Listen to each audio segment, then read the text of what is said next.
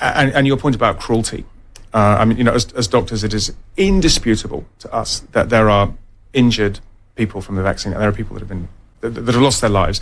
In September last year, Hayden, like millions of others, got his first Pfizer vaccine. 2 weeks later, while he and fiancée Jax were looking at wedding venues in Nelson, he started feeling like he was having a heart attack. I went to bed and woke up at about, I think it was about 3 a.m. with like severe chest pain. Every time my heartbeat was like a real deep stabbing pain. And I was like, babe, I'm in a bad way. I think I'm dying. And then we shot to the hospital in Nelson and we're like, oh yeah, you got pericarditis. Pericarditis is the inflammation of the pericardium, the thin sac surrounding the heart. When it gets swollen, blood and fluid can leak. It's like someone sitting on your chest with a fire burning inside you. Since that day in September, Hayden has been rushed to hospital every few weeks. The way these people have been treated, the ability to get an exemption when you've plainly suffered a significant adverse effect after your first or second jab. We are establishing a central process for approving medical exemptions.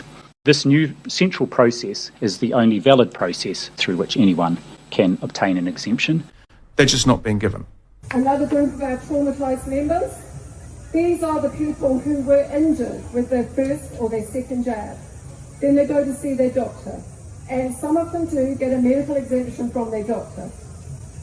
So then what happens in our system in New Zealand, that's not the end of the road. Those medical exemptions go up there to Mr. Ashley. Now I understand that there are some people who have already been issued paperwork that is intended to be an exemption or an exception.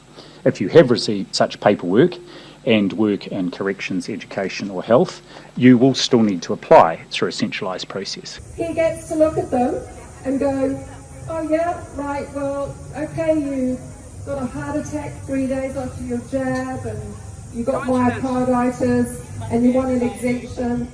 No, sorry, you don't qualify. Thousands and thousands of my members do not qualify.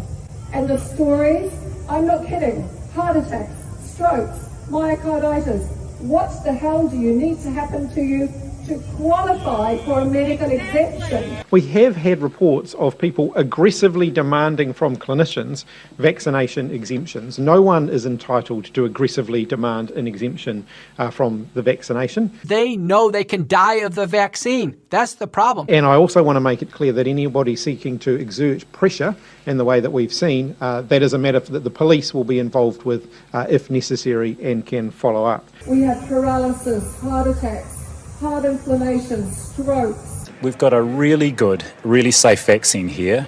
Guillain-Barré syndrome, autoimmune disease, you name it, shingles, Bell's palsy. I could go on and on. There will be one exemption process and everybody will have to follow it.